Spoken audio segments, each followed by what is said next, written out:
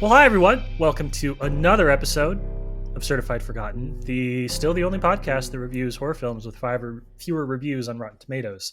It's a niche we've carved out for ourselves. We own it. Eventually, one of those big corporations is going to come in and SEO us to death. But for now, it's us. We're the ones. We're doing it. We're two Matts: Matt Monagle, Matt Donato. We're making it happen. How you doing, buddy? Doing good. I always say doing good, and whether I'm not or am doing good. So I'm just going to keep going with that every single time. We're not going to change that answer. Well, are you doing good or are you doing well?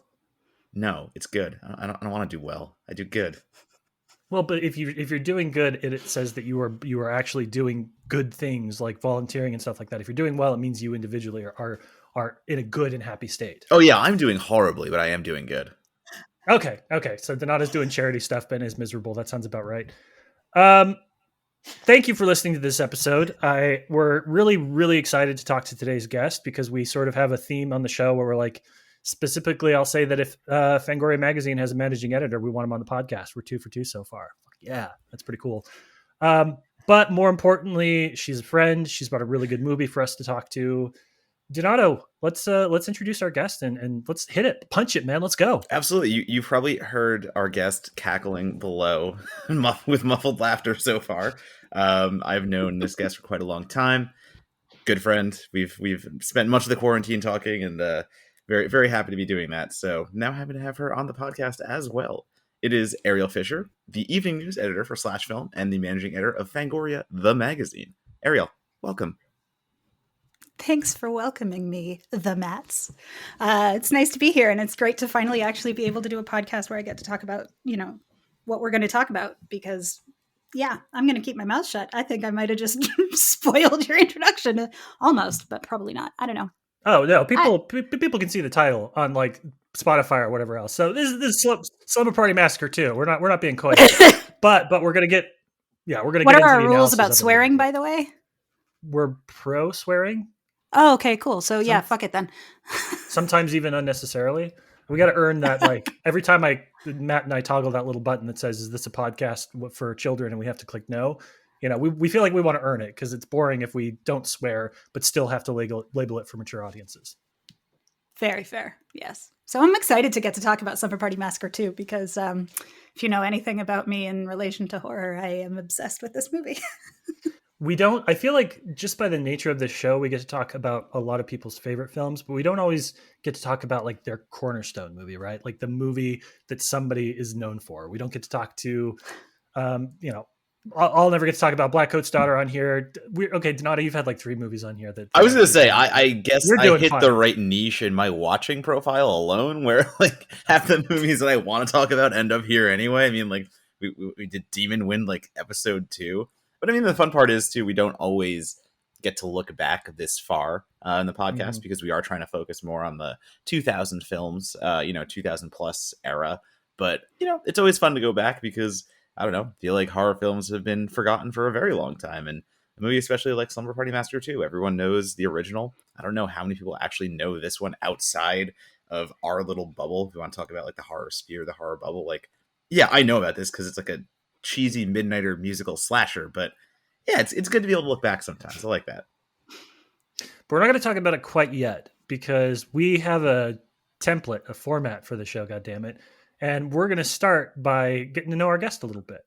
Because some of you, this might be the first time that you're, meeting, quote unquote, air quotes, meeting Ariel, or a lot of the work that Ariel does is kind of behind the scenes and support roles for some of these cool publications. So you might not get to see her bylines as much, but like Ariel, your hands are all over all the really good horror criticism and journalism that's coming out right now. So let's start with kind of, the question we always ask about your early days of horror. What were the first movies that you remember? What were the first experiences that were formative and made you think like, oh, this is a genre that's interesting and exciting for me? That answer is always Jaws. Jaws is one of my most formative movies. I remember hearing it before I ever actually watched it because my brother, who was 4 years older than me, used to, he got to watch all the scary movies before I did. So, my parents had to kind of keep me occupied while he got to watch like Carrie and Poltergeist when he was like 8 to 10 and I was still way too young. And so I remember hearing Quint get eaten before I actually saw Quint get eaten, and I'd like be doing puzzles in the dining room with my mom or my dad, and they'd like switch out now and then just to kind of try and distract me, but I'd hear Quint like screaming in the other room. And on top of that, I just, we always had something scary on. My parents always really liked and appreciated certain horror movies. So things like The Changeling, for example, was also another mainstay. That was one I grew up watching, and just kind of became this weird source of comfort. Like it became like the norm for me to have those things around.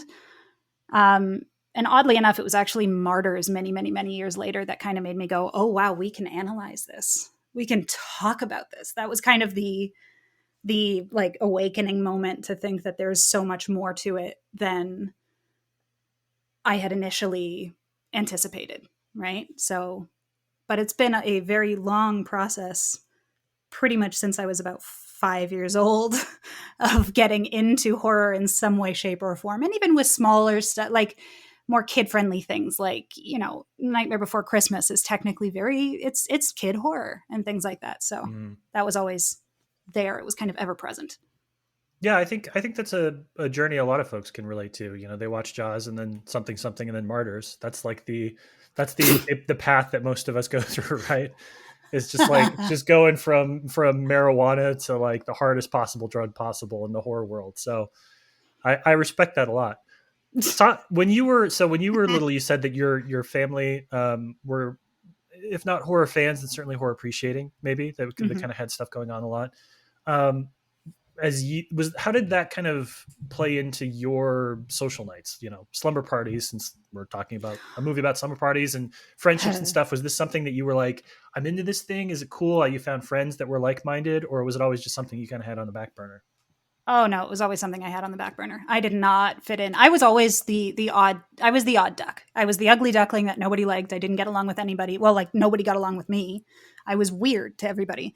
For my 13th birthday, I remember this explicitly. I wanted us to watch, we had a slumber party, and I wanted us to watch The Exorcist and The Changeling, because those scared the crap out of me, and I loved them, and I thought they were super good. And all of the girls that were invited, none of whom really liked me, but kind of just came out of a weird sense of obligation, kind of couldn't stop laughing at it, and at both of them. And we're like, oh, this is so boring with The Changeling. And oh my God, look at her face. That's so stupid. Or that's so funny with The Exorcist. And I'm sitting here like, what is wrong with you guys? This is terrifying. What? I didn't understand. And that was always kind of the way of it. But then again, I was also like a 12-year-old kid who liked to listen to Jethro Tull while everybody else was listening to Eminem, and I did not fit in at all. So that's fine.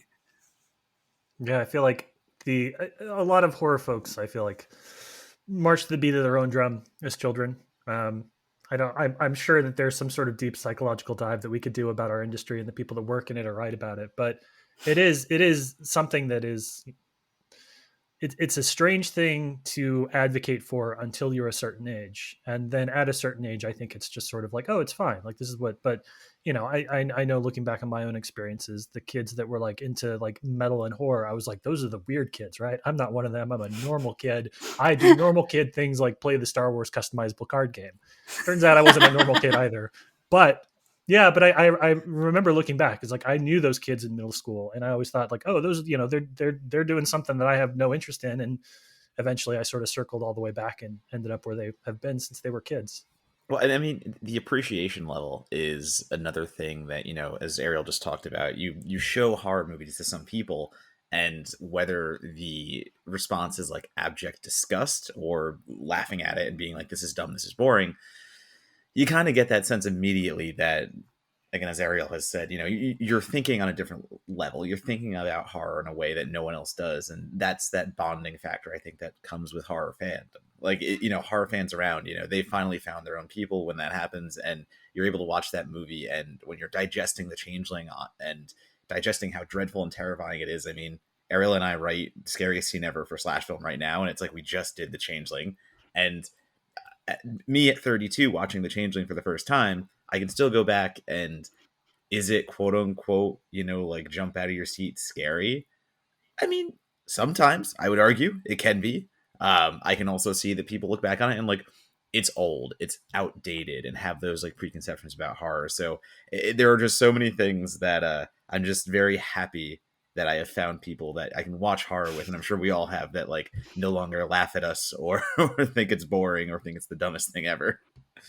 It's also getting to watch it, like specifically with something like The Changeling, getting to watch it and see certain scenes, and then you get to reenact that Leo pointing meme and be like, that was in Insidious, or oh my god, I saw that. That was used in The Ring afterwards, and like you can see it's no longer just that it was this, old, outdated, boring thing, but you can see how it's traced its way through all the other things that you love and how its fingerprints are on everything. And then you have a different appreciation for it.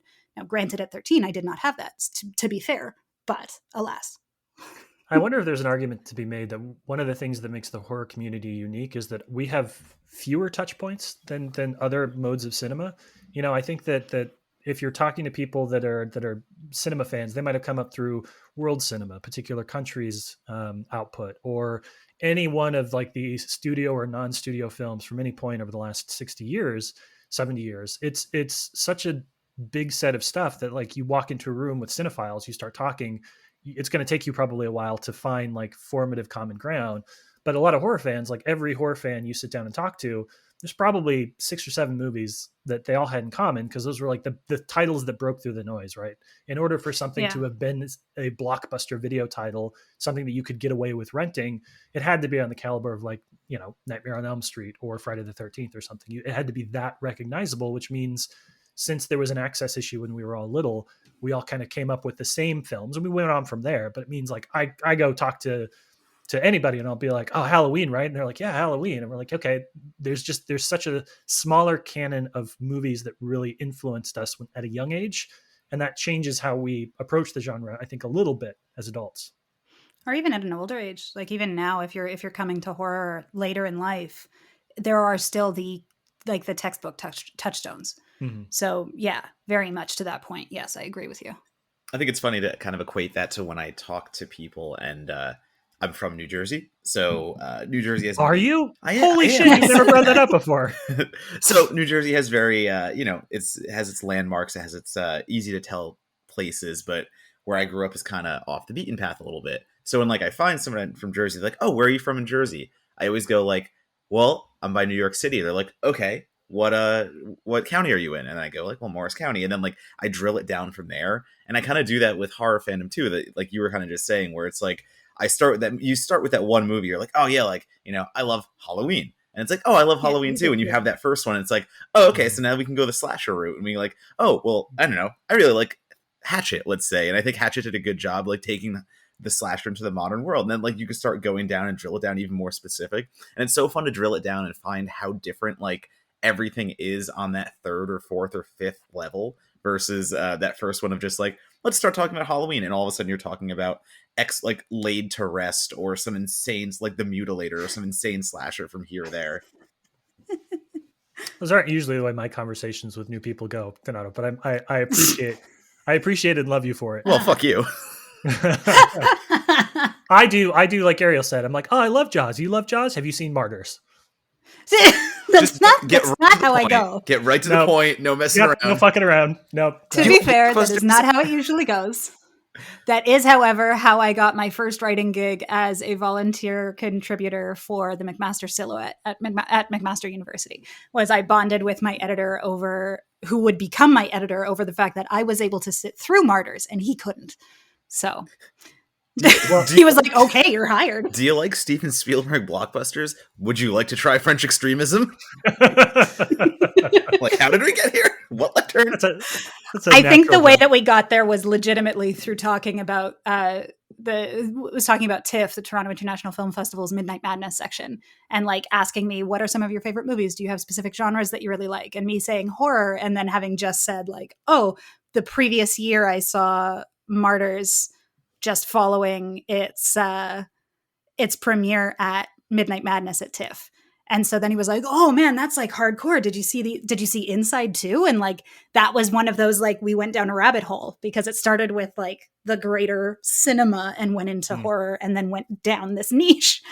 And it went to New French Extremity, and that's always a fun place to take people. It's light, it's a lot of levity. You grew up in Canada, correct? Yep, grew up in the burbs around Toronto, Richmond Hill and Thornhill, technically. So I think we think of the Canadian film industry and the American film industry is pretty permeable, right? Like a lot of back and forth between the different films, and especially Canadian output, early Cronenberg and things like that, super influential to the horror genre. How do you think kind of approaching, because I know a lot of really, really talented writers, and they all seem to be from Toronto and surrounding areas, which is I don't know why that seems to be a commonality. But what do you think, or do you think that there was any kind of a different perspective you had, especially coming up as a horror fan, growing up in Canada versus the United States? And now you've spent time in both places, so you might be able to kind of weigh in on that. Honestly, I don't know that I can too much weigh in on it, just because my experience in the US is largely limited to like the last year that I've been living in Michigan with my husband. So that's, I've been to the US prior, I've been to other places, but I haven't spent so much time in like my experiences with Blockbuster and everything as a kid, and looking at the movies on the shelves that, they looked scary, so I was interested in them. That's all stuff that happened in like the suburbs of Toronto and the GTA. So that's, I can't equate that to what it would have been or what it could have been in the US. But my growing up with horror was, I'd imagine it wasn't too dissimilar from any other suburban kid, like who would have gone to either a Blockbuster or your local video store. Like there were others that we went to that weren't, chain stores or anything. But in terms of like association with the content, it was probably all the same. As I started getting a little bit older, though, and my brother started introducing me to, my brother is the reason why I started going to Midnight Madness at TIFF. And he took me to my first Midnight Madness screening in 2006, and that was Severance. And that started what became a decade-long tradition for us until he moved away to do his PhD in Texas. And then it became less consistent. It wasn't every year, but we would see at least one movie a year at Midnight Madness, sometimes two. And Inside was the next one that I followed up after Severance. So we went right in, and that kind of opened a floodgate for me and changed the way I saw horror and the way I engaged with it, because it wasn't just limited to what I had access to at video stores. It was access to, new stuff and different things and stuff from different parts of the world that I maybe hadn't quite considered before. I guess I'm a bad Canadian. I am not a gigantic Cronenberg fan, with a couple of exceptions. Then again, I also don't really I appreciate, but I don't like Blade Runner, and that tends to piss a lot of people off. But, I love The Fly. I think The Fly is one of the greatest, it's one of the best horror movies ever made, and it is hands down one of the top 5 best horror remakes ever made. I don't know I don't like anything else he's done quite as much as I like The Fly. Mm-hmm. Some stuff is close, but I really like Crash, but that's a horse of a different color. But also, not all Canadians are just constantly, you don't turn on City TV and see Cronenberg going all the time. Maybe after midnight. Right. But okay, so my in my head, my image of 80s and or 90s and early 2000s Canada is a non-puritanical utopia. I might have to shake that when it comes to media consumption. Yeah. Well, yeah. You've talked a bit about starting to write in college. When did you start to really hone your craft as a writer, as both a film critic and an editor? When did you find yourself being like, okay, I have thoughts, I can put them down on paper, probably more metaphorical than literal paper, and there's an opportunity and an interest in people hearing from me and hearing what I have to say? Then, honestly, that was when it started. I don't know if it's the ADHD or what, but it's kind of the way I've always been, where once I wrap my head around something and it's, oh, I can do this, oh, I like this, it's kind of all or nothing. It's just kind of dive straight in and focus on it and hyperfixate on it. For some things, those wane. This has never waned. I'd always loved talking about movies and analyzing movies and scrutinizing them in various different ways for a bunch of different reasons. And a few friends and my brother and everything had kind of pushed me for a long time to like volunteer to write for the arts magazine through the McMaster Silhouette. It was called Andy. And I was so reluctant. I thought I wasn't good enough. My brother was also a writer, and I thought, well, this isn't for me. This is his thing. He's the writer. I can't do this. So I fought it tooth and nail. I refused to go and even put my name up as a volunteer because the worst thing that could happen is they'd say no. And, to quote Marty McFly, I just don't think I could take that kind of rejection. And a few friends, like my roommates and everything at the time, kept encouraging me. And then I was in a meeting with my guidance counselor at the time, and she was like, okay, here's what you're going to do. Because I didn't know what to do after university. I was like, I don't want to do a graduate program that feels wrong. And that's what everybody else was doing. And I'm like, none of this feels right. I have no idea where I want to go. I have no idea what I want to do. But I know that more school feels wrong. And she was like, okay, here's what you're going to do. As soon as you're done here, you're going to go down to the McMaster Silhouette office and you're going to put your name down to be a volunteer writer. Like, no ifs, ands, or buts. And I immediately was like, well, yeah, but maybe I should have more time to do blah, blah, blah, blah, blah. She's like, nope, Ariel, no, you're going to go. You're going to do this now. It's like, okay. And I did. And the first piece I wrote was about horror remakes, actually, because I started around Halloween. It was in October, and I was in print. Like, this was all like a print publication. And that was it. I had the bug. And then I kept writing, and I kept trying to look for different stories. And I actually was picked up by the Canadian University Press, one of my articles that I wrote about James Franco before he hosted the Oscars, saying that he was like this new Renaissance man. And then he hosted the Oscars and really let me down. So that was fun. But, and from there, it kind of just, this became a thing that I had to do in whatever capacity that I could. It's just what I knew. And sometimes it was really hard. And I worked my ass off. Most of it was unpaid. I started out working for a couple of local publications.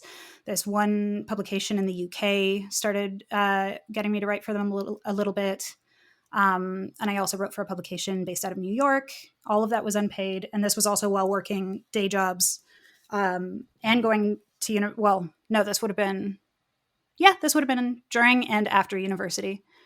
And then I left my full-time job that I had at the time when I was working at a hospital, actually, because I was like, no, I need to make this my thing. I need to pursue this. And I was, living below the poverty line, and I was getting food from food banks and stuff, and I was not doing well, and I was hauling ass, and I was just doing the best that I could. And eventually, once I was able to get my shit in check, like, anxiety disorder and everything, I started being able to actually live in this life instead of being crippled by the other problems that would prevent me from doing what I was capable of. I don't want to say it's all I know how to do, because I know how to do a bunch of stuff, but this is just the thing that's been the most natural to me. And throughout that process, it was Justine Smith, who's from Quebec. She's a good friend of mine. I was writing with her at a website that is now Pop Optic, and she actually gave me my first editing job. She brought me on as an assistant editor, and that was some of my first experience. It was rough, not because of her, because of some of the writers who did not like being edited by a younger woman, but it was a learning experience. And the more I've done it, and the more I've done editing, especially, and getting to work with writers as opposed to necessarily just creating my own stuff, I've found this extra different pocket. And especially when doing that with horror, because you get a lot of people who aren't sure if what they're writing is correct. Like, there are so many rules in horror. We have these guidelines, but at the end of the day, those can be changed. And we all have varying perspectives. Our unique experiences in life kind of give us these different vantage points.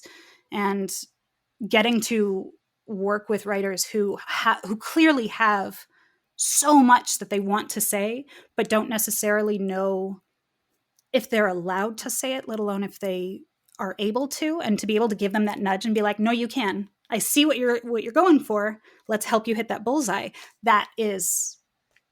I love doing that. That is one of my favorite parts of the job, is just getting to nurture that little idea egg.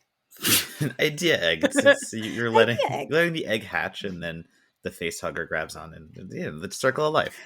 Yeah, exactly. All that nice stuff. Yeah, I mean, like that's the thing that comes along with the horror community and everything we said about like horror people finding each other in the bonding sense. I don't know. I think one of what you just said, Ariel, about someone having an idea and thinking that they might not be able to say that idea, or maybe hesitating because maybe it's not worth putting that idea into the world. Because we also know that the horror community can be a very troubling, kind of frustrating place at times. And what? Right, exactly. So like I know Monocle and myself, what we kind of look for in pieces is the things that we're not going to read anywhere else because we want those ideas. And the whole thing is like, I kind of feel like if you're pissing off all the right people with your writing, then you're doing a good job. And like, no, you shouldn't write to piss people off. But if you have one of those takes that like is new and is fresh and a new idea that hasn't been said before, and maybe that's because we're analyzing films in a new way at this point. That's what makes all this rewarding. Again, like that's what makes it all fun. Mm-hmm. Oh yeah.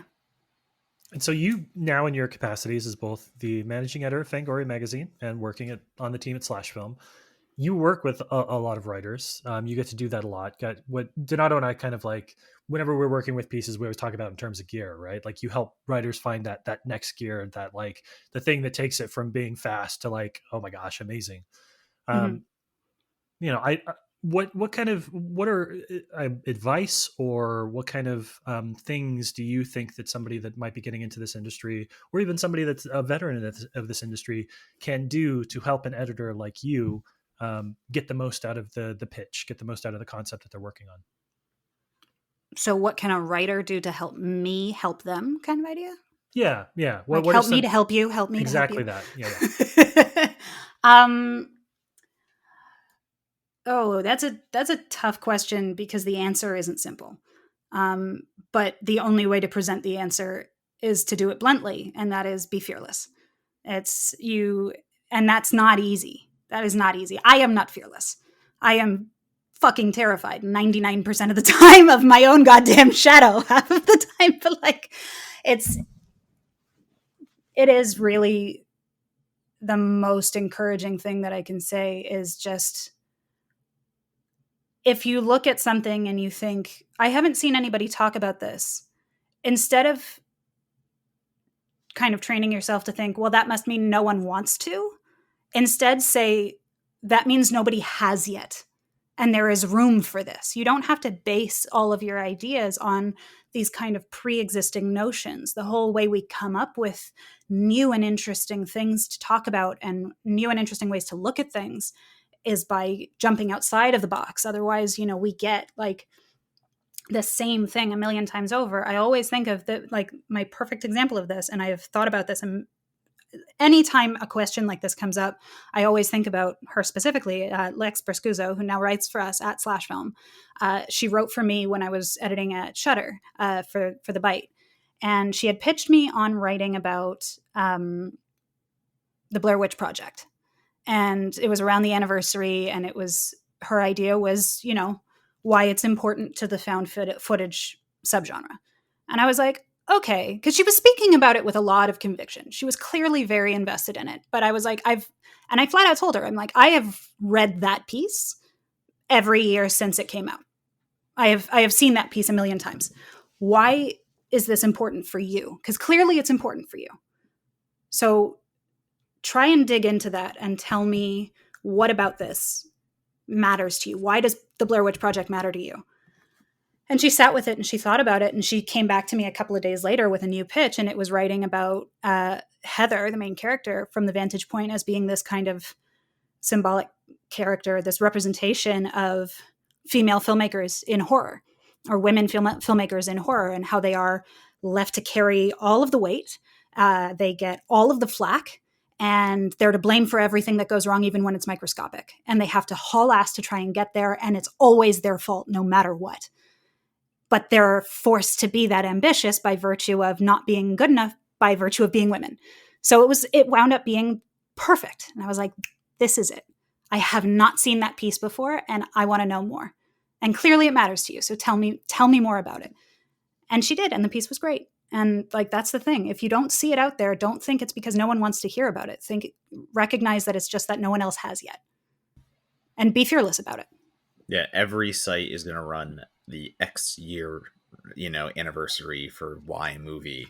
And I was going to say Marissa Mirabal, who is another writer that we all know, I think like does a tremendous job with that stuff. And every time I read one of her pieces on an anniversary piece, like of course it has the SEO title, but then you dig in and you realize that like, she finds that gear and she finds that way to talk about those movies in a whole new light and still using the SEO grab. It's just, there is such an art to that. And there's such an art to like doing that the right way. And I think teaching people how to get there is the best thing an editor can do.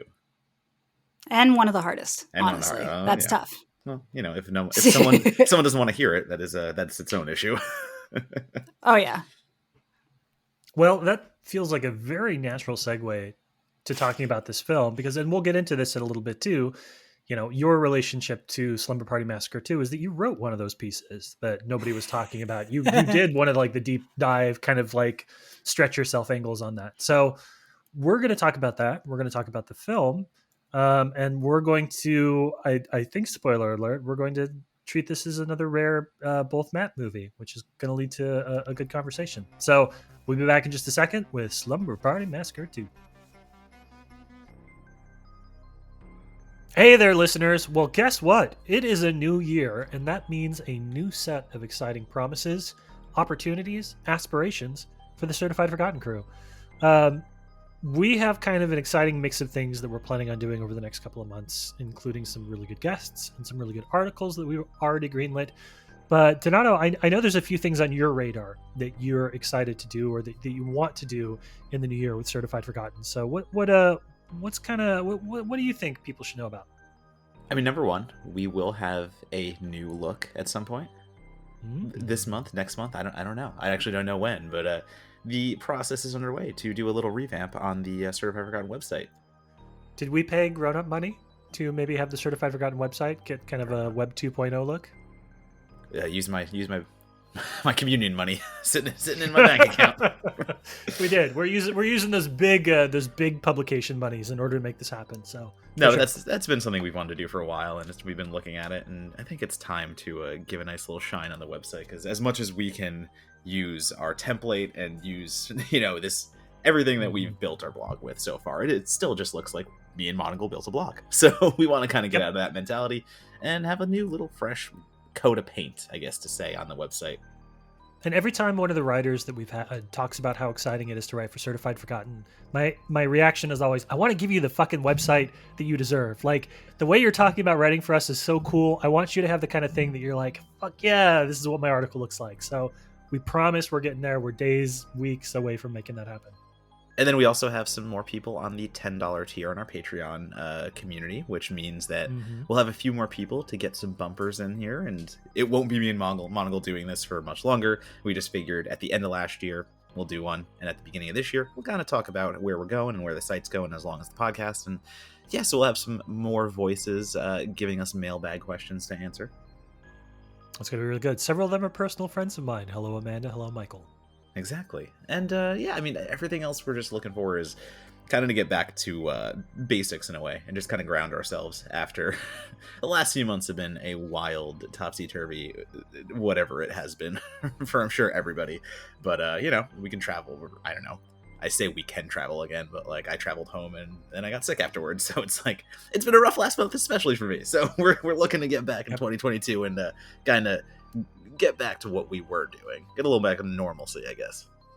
Yeah, if you have ever wondered what it's like to get COVID and what that does to your work ethic and focus and all that kind of stuff, I encourage you to tweet at the Autobomb and be like, hey man, what'd you go through? Because my friend Matt here will tell you all about it. I am still struggling for words at times, but I'm faking it through. We're pretty much out of the woods here, I think. Awesome. All right, well, that is it. Those are our promises to you in 2022. And if we don't deliver, you know how to get in touch with us and yell at us. So keep us accountable.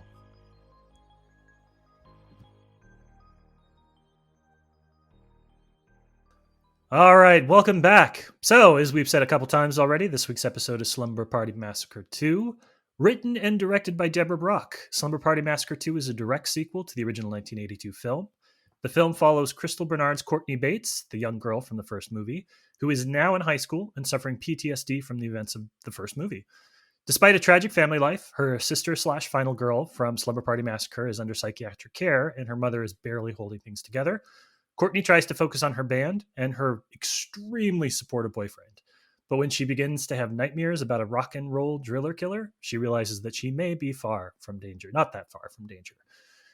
Ariel, so we have a rule on the show, which is that we try and focus on the podcast for more recent stuff, but we stretch that when we want to, because that's the fun part about making rules. So you reached out to us and said, is there any possibility where you can let me come on and talk about Slumber Party Massacre 2, because it has 5 or fewer reviews on Rotten Tomatoes? And we were like, hell yeah, we're doing this. So let's open the floodgates. Let's let you kind of just gush about a movie that I know is very important and very beloved to you. What is it about this movie that you love so much? Where do I start? I get very excited when it comes to this movie.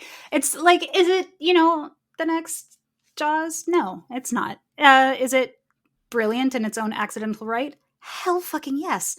I love this movie because not only is it fun and campy and silly, and not only does it have like a perfect needle drop for a song that never got any real radio play, Tokyo Convertible by Firstborn. Like, we need that on vinyl. I'm sorry. When will Mondo release the vinyl for Slumber Party Massacre 2? That's what I need to know, because all those songs need to happen. Even the songs the band sings that are like super cheesy are just like really fun, and I like them a lot.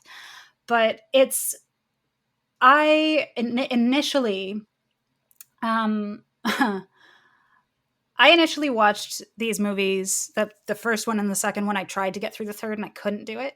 But I originally watched them for, if I'm not mistaken, my former podcast, A Frame Apart, which I did with my ex, actually. And I immediately fell in love with him, with the first one and the second one specifically, because the first one was written by Rita Mae Brown, who was a very famous, albeit controversial, feminist icon and theorist and academic at the time, and still is. And it was, intended to kind of buck the notion of the male gaze. It totally demystifies its lead, the villain. So you're not getting a Michael or a Jason. You're just getting this random dude in denim who, like, there's no mystery. You meet him immediately. You see his face immediately, and that's it. He's demystified. Like, he's been a really bad runner too. We have to throw that out there too. No killer has ever stalked worse than the driller killer in the first movie. No, this is true. And then the rest of it is just hilarious. You've got the gender swap between, like the boys being largely useless and crying and cowering, and the girls finding, their good solutions and just grabbing the weapons and fighting and going and doing, and, even having their stupid little, conversations about eating pizza because, hey, can't let it go to waste. And, then what we wind up getting with the second one is a completely different approach that my reading of it has always been that it is an analysis of suppressed bisexuality or pansexuality. I myself am pansexual, so I always kind of, watching the movie, all I could see was kind of my own, like, repressed feelings when I was a teenager. And, like, the way she's looking at everybody, the way she looks at her, who becomes her boyfriend, and, like, fawning over him and all of these stereotypical, like, very girly and very boyish things in each of their respective rooms. And then she's around her girlfriends, and suddenly the gaze changes, and she's looking it's clear that the perspective, the point of view is hers, but it's very sexual and very fetishistic, but it's her vantage point. And every single time she starts to think about her boyfriend, her mind starts to drift to her friends, and then she gets visions of the driller killer. And it's like she's kind of punishing herself for these feelings. And that was, I couldn't not see that. That was the number one thing I could see. And it's basically the main reason why I absolutely love this movie, is because we basically manifest our own villains through you can hear Roger scratching himself. We manifest our own villains through the suppression of our natural selves and who we actually are. And I mean, I hated myself for a very long time because of how much of that I suppressed in myself, and didn't realize that I was suppressing it, but felt wrong somehow for having thoughts or feelings like that. So the idea of manifesting, the destruction of your own life and your own friends through, self-subjugation seems not like actually plausible, but fascinating enough that it's worth exploring. And I think it's so perfectly explored here, even with the different vantage points when they're looking kind of dead on at each other. It's like you're forcing yourself into this world and this conversation and this way of thinking and this way of being, where she's talking to her mother and it's dead on. And it's like, nope, I can be what you want me to be. I can be here and I can be focused. And when she's looking at her boyfriend and it's dead on, and it's that same idea of, nope, I can be here and I can be what everybody wants me to be. I can be what you want me to be. I can be focused. And then once that stops and she starts seeing more of the driller killer, you don't get those dead on portrayals anymore. It kind of stops happening after she's talking with her girlfriend in the bathroom with the zit. And that's like one of the last times that happens, because after that, everything just goes haywire and you get the driller killer coming through. And this hyper phallic, hyper stylized weapon. Like, the drill was phallic enough in the first one. But now we have the cherry red guitar with all of the spikes. You got all these little penises coming off and the one giant one. Like, come on. Come on. I mean, oh my God, I love it so much. It's like Grease on crack. Only gayer. I didn't know that was possible. It's, I think part of the reason why, I'm not the target audience years and years and years later in general for 70s and 80s horror. I don't have the same degree of nostalgia that a lot of horror fans do for especially slashers from that era. But I think what I find most interesting is because these things were operating, a lot of these movies were just sort of get made how you can. Mm-hmm. There are so many ideas and concepts that sort of both naturally and unnaturally came out of them. And, I watched this for the first time this past weekend. So I have seen Slumber Party Massacre. I can't say I'm the biggest fan. I appreciate and recognize, Ariel, all the things that you talked about, but I that was a bit lost on me, or like the distance and, 40 years of horror films between now and then kind of muted the effect that could have had, which, oh my God, that made me sad now. Well, yeah, it's been a while, which doesn't mean that, I'm right in that. It just didn't hit me the same way. But I watched this. I really loved it. I started looking at essays and reviews, and it's a film that's still probably not quite having its moment, although it's almost there. Being on Shudder has probably helped that a lot. And it's just one of those films. Like, what I admire about good 70s and 80s horror is it supports such a plethora of perspectives. Your piece on bisexuality present in the film, yes, all like reading it makes sense. It's supported by the text. It's a really good insight that you bring.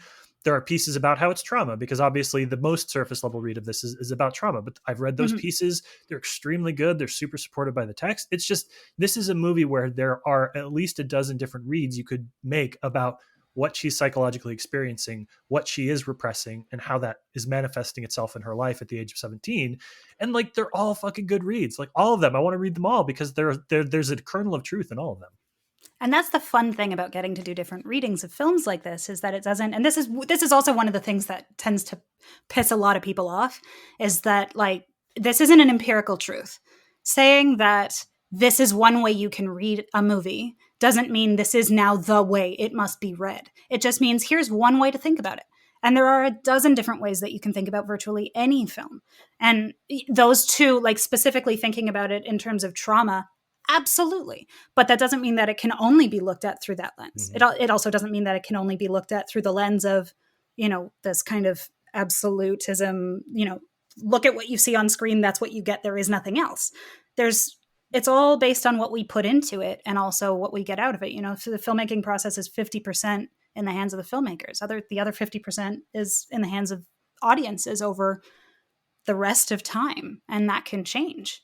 Yeah, it's all the larger conversation about, the audience bringing their own personal, baggage or whatever that is to a film, and having that dictate how that they eventually read it. I mean, until you wrote your piece, I had not seen that angle on it. And I had not thought of that angle, because every time I watched it, I was very in the trauma camp, and I was very in the camp of watching Courtney, manifest this sequel villain to a killer that basically spawned these unintentional ripple effects. And the way we look at trauma, and how this character was kind of just there in the first film, and observing and just seeing things happen, and that's bad enough to lay the seeds in her, and all of a sudden we have a sequel now, because that's how trauma works. And trauma is spread through these things, and we have to basically look at the first driller killer, and it's not just about the few girls she murdered, it's about all the effects that go on after that. So it's that's where my mind always resided on Slumber Party Massacre 2.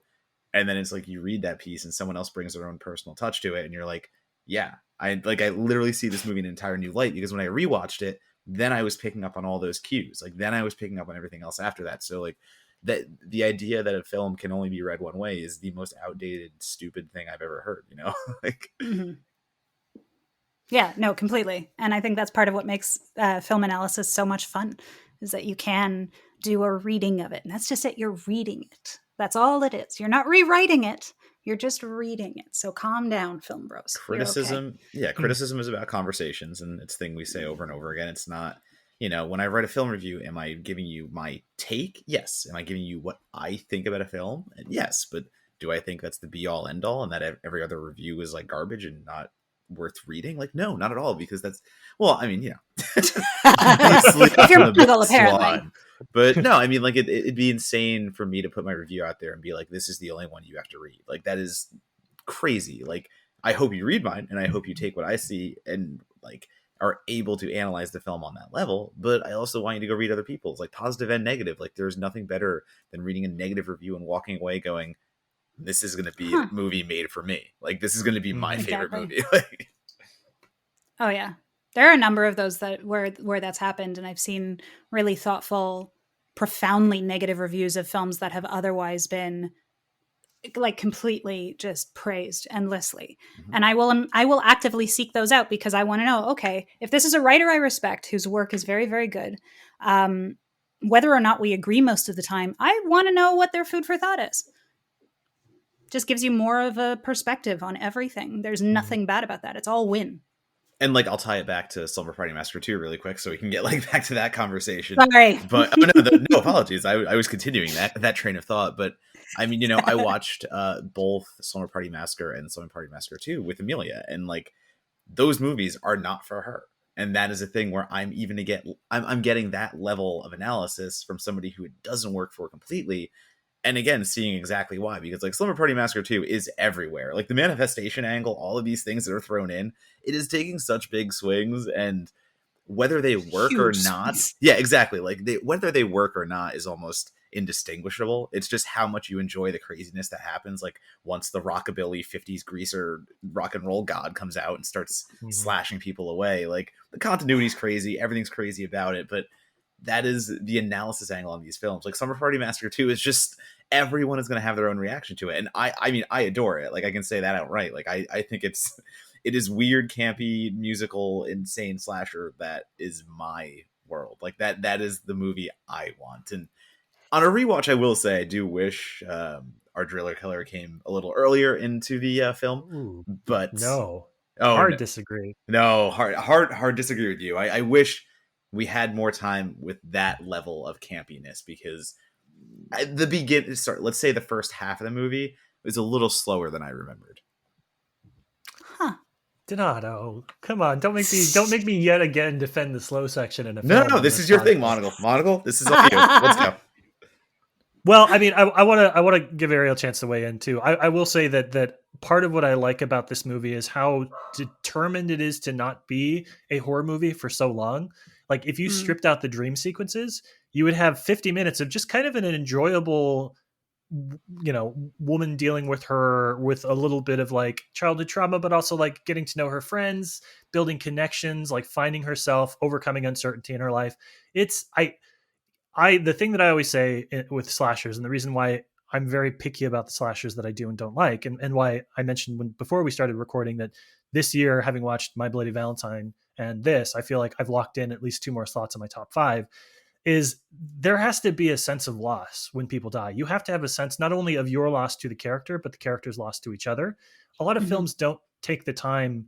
They might make you care as an audience member. They might make the, pretend that the other characters care. But like, if you spend the time to build empathy within your characters, knowing that some of them are going to die, and you spend time to build empathy with your audience, like I mentioned in the intro that her boyfriend is incredibly supportive. And there's a line where she says, "Oh, you must think I'm so weird." And he says, "I think you experienced a really bad thing when you were little. I think it's kind of resurfaced this weekend. And I think you're having trouble dealing with it." I was like, when the fuck did this movie come out? That would be like a good line in a 2021, horror film for like the supportive significant other. So I think you need all of that, because then when things go into fantasy / projection land at the end, that's when, quote unquote, the fun can start. But like the meat and potatoes for me, I love my trauma. The meat and potatoes for me is watching her deal with this with her group of friends and building something fragile, but something that could last, if she is allowed or allows herself to have the chance to pursue that. Like that makes the driller killer stuff so much fun later. And I'm in agreement with you on this one. Because like, I think that you need it. I both hate and love saying, like you have to earn it, but like you kind of have to earn it. Like it doesn't have the camp factor and the intensity of the camp factor doesn't have the same impact if it's not built up to the way that it is. And at the same time, this isn't, again, as much as I love this movie, it is not a very good movie. Like there are a lot of problems with it. And in terms of, and pacing is one of them. There are problems with the pacing. There are problems with some of the editing. There are, some of the continuity is way off in a lot of places. Like it's imperfect, but it's so committed to its imperfections that it actually winds up working perfectly. So it doesn't matter ultimately, but you need that buildup. You need kind of that buildup of tension. But even Monagle, with you saying, like if it wasn't for those dream sequences, then you wouldn't know it was a horror movie. But you do have those dream sequences. And those dream sequences are a key integral part of the plot. Not only that, you have that dead bird at the very beginning. Is it dead bird or was it like a decapitated doll? I don't remember. Dead bird, yeah. Yep. Dead bird. Yeah. Okay. Well, dead bird. You have your omen. The dead bird is the Casey Becker of the film. And then it's like, oh, okay, this is what we're getting into. Awesome. Cool. Let's keep going. And then you just, move along. But it does this thing that I loved, which is, and I think something I think of as a pretty contemporary horror thing, is it shows her friends trying and not being able to support her in the way that they want to. Like they know she's going through something. And even the ones that are like, you meet them and you're like trying to code horror film archetypes and be like, oh, there's the promiscuous one. And there's like the one that's going to die for exactly that. And yet in their own ways, each of them has a scene where they like try and nobody makes fun of her except for the asshole boys. Like everybody's like, she's going through something. And they're like, I'm 17. I can't, like, whatever she's going through right now, I can't do it. So I'm going to tell her to go like take a bath, because that's kind of like the one bullet I have in my gun is be like, go take a bath. And it's such a kind and sweet way of having your characters. A lot of horror it spends the entire movie like gaslighting the lead, in most cases actress, who's basically like, oh, there's a killer, and everybody's like, oh, you're dumb, and then they all die. This movie, they're really trying, man. They're trying to meet her, they're trying to understand it, and they can't. And it's sweet and it's funny and it's sort of sad in its own way. Yeah, man, I love this film. Yeah, right. And that's also something that I related to a lot, was that that isn't something that you get a lot in slashers, let alone with teenagers in general, as that element of empathy. I really wish that one dude, I don't even remember his name. It's not worth. It was the Handburger guy who like throws her into the pool. Oh, TJ. That's TJ. Yeah, that TJ. Fucker. That dip fuck needed to be the first one to die. Sorry, but he did, and he wasn't, and that makes me mad to this day. Yeah, but I called him a dip fuck. I don't know what that is, but he went out pretty poorly. So you gotta. Yeah, he did not. He did not have a good moment for himself in the end. He died badly. No, this is true. It's no worse than any other kills, though. I think he just gets kind of slashed across the chest after getting one to the thigh, or sorry, somewhere on his leg. And it would have been nice to see a little more equivalent kill to the trauma he's imposed upon other people through the entire film. That would be nice. But I mean, I guess, to your point there, with those quote unquote, like, slower starts that I might have referenced, there are things thrown in there that still make me, jump back and laugh at certain points. There's a lot of food based horror, which is funny for some reason. Yeah. Like Ariel just said, the hamburger, like this overly sized fake prop hand, just like in a hamburger. And she like chucks the hamburger, and they make a joke about it having too much ketchup because obviously she is seeing the hand there. And also the attack chicken, like she opens the fridge and the chicken comes out and starts like spewing this black bile at her, and like it's just the manifestations of how the horror creates in the first. Well, again, we'll go first half, because like the first half of the movie is that slower, more dreamlike state, and just the ways that it does come out are so curious to me, because again, like all this heavy emphasis on like food and horror, and then you do the zip moment, which is gushing again like yellow liquid right out of her face. It's so interesting and so funny. And then if we want to get down to like horror love, of course the officers' names are Kruger and Voorhees, and they're misspelled by a single word. Also, what's hilarious to me, the guy that answers the door and he just yells out like, "You damn kids," is credited as his name is Mr. Damn Kids. Like that's literally just what they named him, because that's the approach this movie is taking. If we're talking about campy and we're talking about the things that matter, they care so little about those joke moments because they know they're just jokes, that they go full force into all the other stuff in the world building elsewhere. And like, that is all leading us to the Driller Killer's appearance, one of the greatest horror villains I think we can all agree on. Hands down. Yes, we can. Well, I had two questions that I wanted to ask, but one of them was about the Driller Killer. So I'm going to ask Donato, since this is like the most your jam fucking ever, rock and roll, like camp, musical horror bad guy. How is Demon Wind your 1A, and it isn't the Driller Killer that's your 1A? Because this guy was fucking made in a lab for you to fall in love with. I agree. And I think that goes back to my comment beforehand where I wish we had a little more time with him. Because if we're saying Demon Wind, Demon Wind to me is start to finish. Every part of that package is batshit bonkers crazy. And I'm along for that ride for the entirety. I like Slumber Party Massacre 2 a good deal. It's just, if that comparison comes about, like I don't get enough time with my Driller Killer, but Atanas Illich is going so above and beyond to play this, again, I go back to Elvis and like the greaser stuff, because he's like dressed in leather. He's absolutely got the hair going on, the pompadour a little bit. And the way that he works that guitar as like a super sleazy frontman showman. And he's like, he's just like dancing around and like thrusting with the guitar, like right in the face of like girls that are screaming as like they're running away. Like, again, a funny comment that Amelia made during the watching of Slumber Party Massacre 2 is like, did they just dead ass stop this movie so he can have a musical number? And I'm like, no, the movie's still happening, because the girl is still running away. He has just decided to pursue her in a dance number out of some rock and roll musical opera. Like, that is commitment to a bit that is so above crazy. And it creates this wonderful little tonal blend where you are watching something that is upbeat, and like Let's Buzz is such a good song and like a fun song for an 80s horror tie-in. But you're listening to it and you're getting excited about a musical number while a girl is getting graphically like mauled and like drilled through. So that kind of duality and that kind of tonal mindfuck we'll go with is something that this movie does so very well, and other movies try. I mean, they do it again where the whole chase in the halfway built skeleton house is again this upbeat, like summer vibes, rocky song above everything.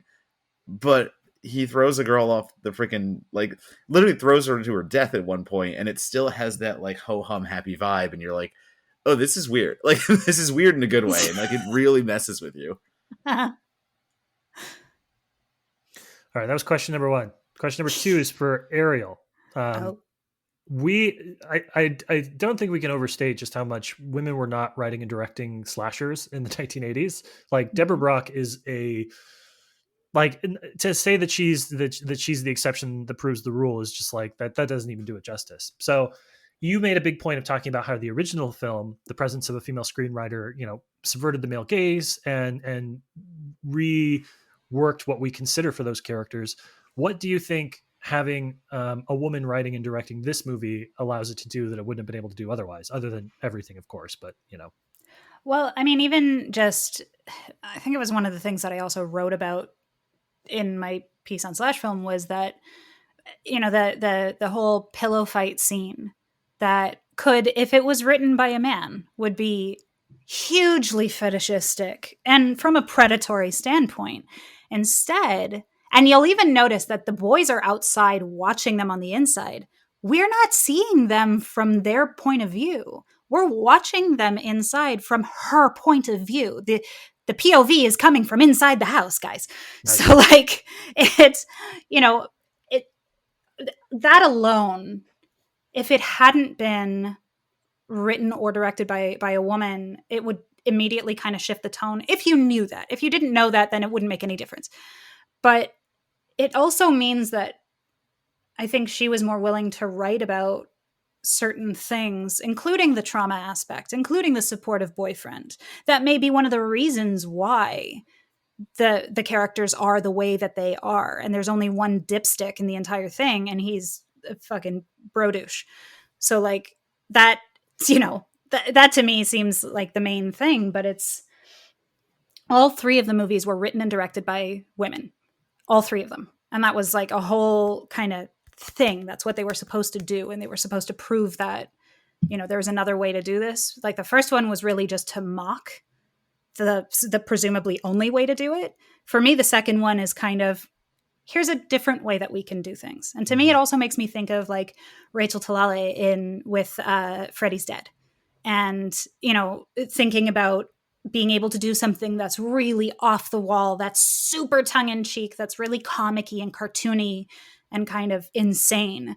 And there are parts of that movie that I absolutely loathe, like Freddy's Dead, but there are parts of that movie that I also think are like low-key brilliant because of the fact that they're so intensely abnormal and not what anybody else was doing at the time. And, you know, then she would wait, had she made Tank Girl by this point, or would she make Tank Girl after the fact? I don't remember the order of events.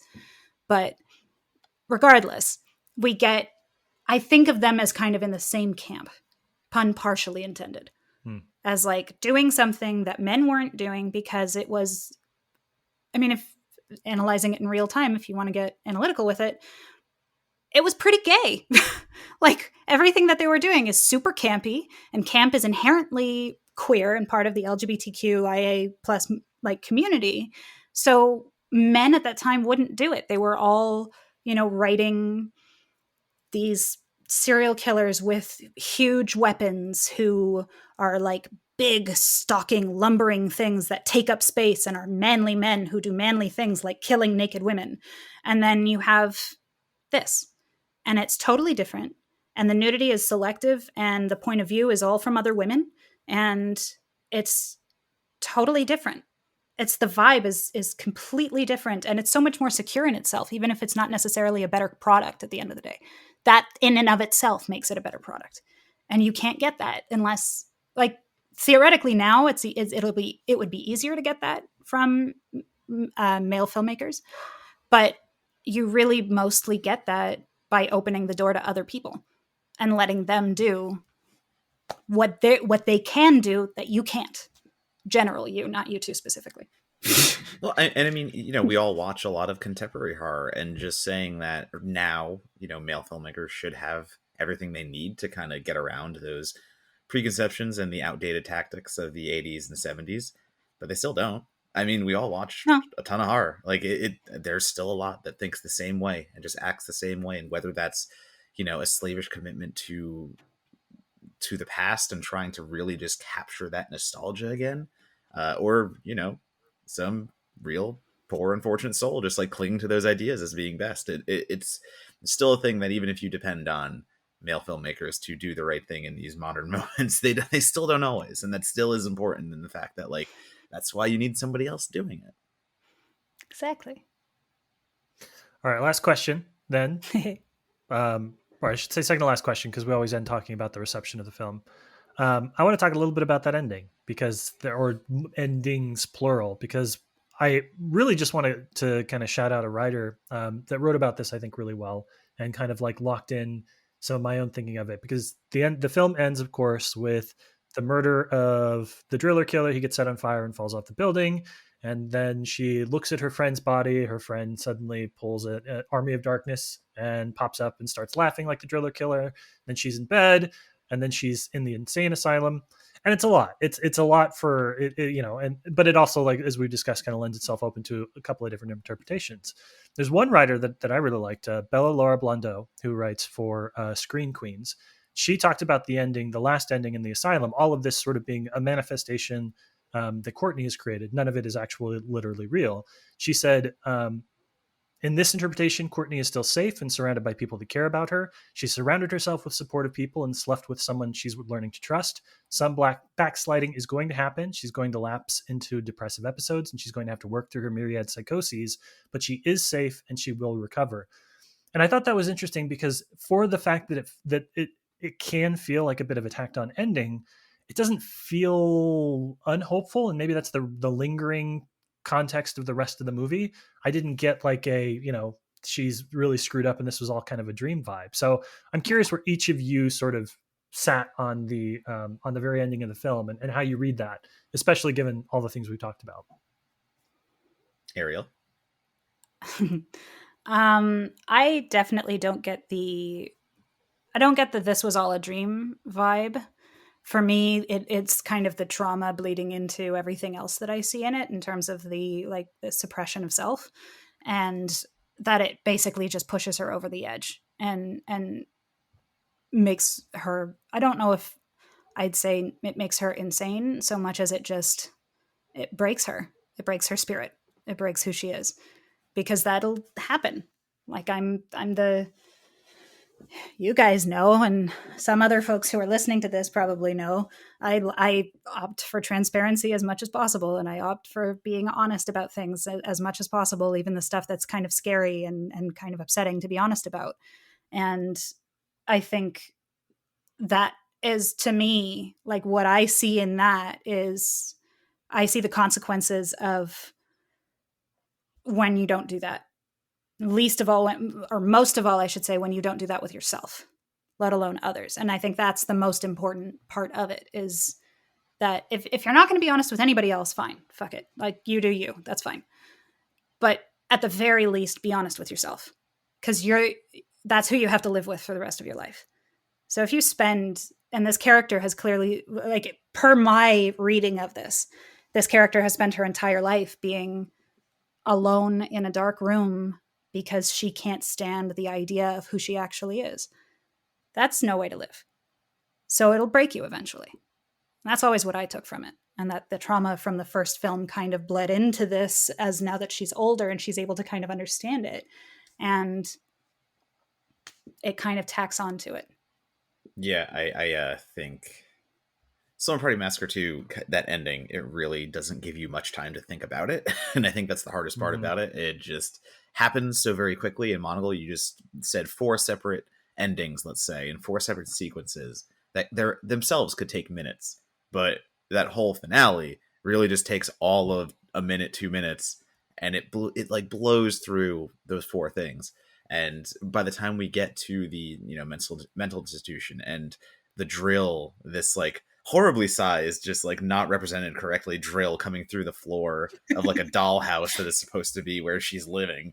That was a dollhouse? It doesn't give you enough time to be hopeful. I think that's what I take away from it. And that trauma aspect and everything Ariel just said, like, I won't really replicate it. I think I just totally agree. Like, there's nothing else I can see there more than she has reached her breaking point. This is where she has gotten to. It's obvious that like all her tactics of repressing these things and, even talking to her mom and the mother trying to get her to open up and the mother trying to get her to go see her sister and her not wanting to be anywhere near that and just being like, it's not in my mind. This is a thing that I don't want to think about. It happened. I just want to move on with my life and never address it again. So it is the cautionary finish. It is the cautionary, well, this is kind of where it gets you if you do this. And you can't escape the driller killer in that representation, as much as you've tried to ignore and just hide and bottle away, the driller killer is still going to drill through your mental asylum floor, I guess is the metaphor. Interesting. I like that we have such different reads on that. I'm also just not hopeful. Fuck it. Like, yeah, why am I the hopeful part one? Of it? Where did that come from, man? I don't know. I would think of myself as the pragmatist, but here I am advocating that the ending does not say that she is good, but that she is potentially getting better, even though she's still trapped in her own processes. Yeah, I don't know. I think that I would pair this movie with Labyrinth. It feels like Labyrinth to me in a lot of interesting ways. Like it's the same sort of journey, and it's both real and not real at the same time. But the only thing that really matters is what she's processing. So like Labyrinth, but gayer, but is it? I don't even know. Labyrinth is pretty gay. Yeah, I mean, David Bowie's codpiece. Come on. David Bowie transcends mere mortal concepts of sexuality. So I think we can say that Slumber Party Massacre 2 is pretty gay, and Labyrinth is its own thing entirely. Fair. All right, then this is the last question, and I think this will be pretty quick. We always end the show by talking about where does this movie find its audience? How does this movie get the audience that it deserves? And, it is right now on Shudder, which means that it's not something that you have to torrent from some dark alley or order a $50 DVD from Japan in order to watch it. So I feel more hopeful about this one hitting kind of a tipping point in pop culture than I do about a lot of the films that we talk about. Like, I think this movie stands a really good chance at being canonized as a slasher classic in a way that a lot of films may never get to. But Ariel, starting with you, like, what do you think it takes? And do you think that this movie has a chance to be like an 80s icon in the same way that a lot of other 80s slashers are?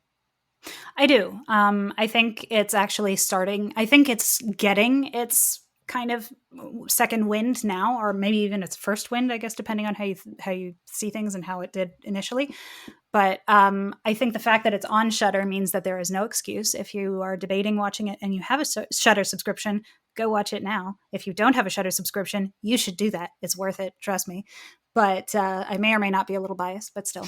I think it's going to, my hope is that it finds its niche in the queer community. I know when I did my interview for the queer horror doc for Shudder, I talked about it because that was around the time that I had written the article, and I was like, oh yeah, did you know about this? Check this shit out.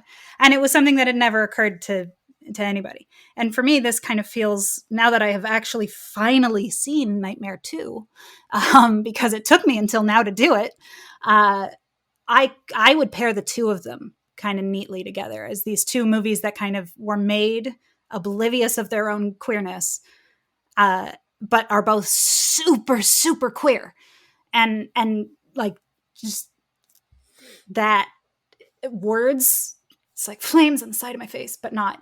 It's just, I'm just so excited about the prospect of people getting to enjoy this movie for the first time and think about it in as many non-literal ways as possible. Because if you take it literally, it's kind of insane and it's a little hard to watch and it's chaos. But if you don't take it literally and you just kind of have fun with it, man, this movie's a trip. And like, it's a trip worth taking. I will take the more physical, ownable route and say, how does it find its second audience? And as we've said, it's on Shudder. So like that is the first part of most of our conversations. Like, how easily available is it? I mean, I went on Amazon. I rented it. I'm sure it's on Tubi because Tubi is the god of all streaming. Like, it all makes sense here. But if we're talking about owning Slumber Party Massacre 2 and, you know, the route that movies of this time have taken to get reestablished and like find that new audience, it's usually tied to a Vinegar Syndrome, one of those release labels that really does an like blow out of the water special edition. And I mentioned Shout Factory because in 2020, Shout Factory put out Slumber Party Massacre 1 and they released it with a limited edition exclusive Driller Killer figure.